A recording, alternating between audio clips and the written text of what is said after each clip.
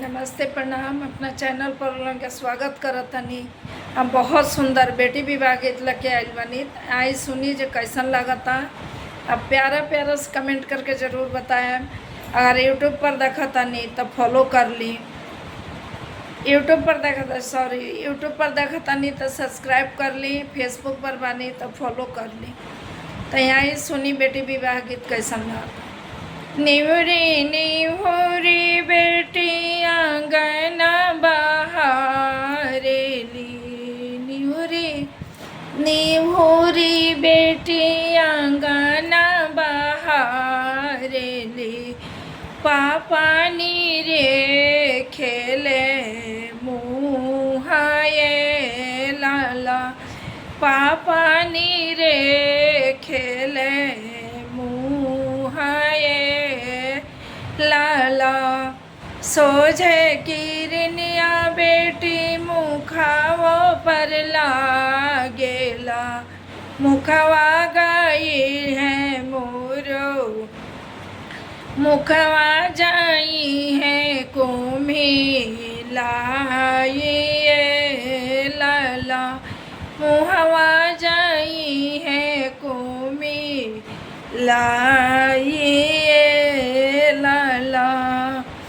कही तू ताये बेटी छात्र छवईती हो।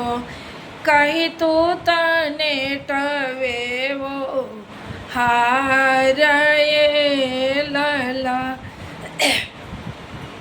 कहीं तू तने टवे वो हारे लाला।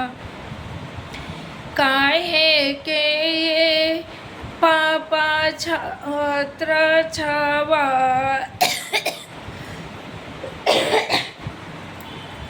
काहे के ये पापा छात्र छवाए। काहे के नेटवे वो हारे लाला। हो तो परते पापा बोली है चुचुहिया हो। हम सजन संगे लागे पापा।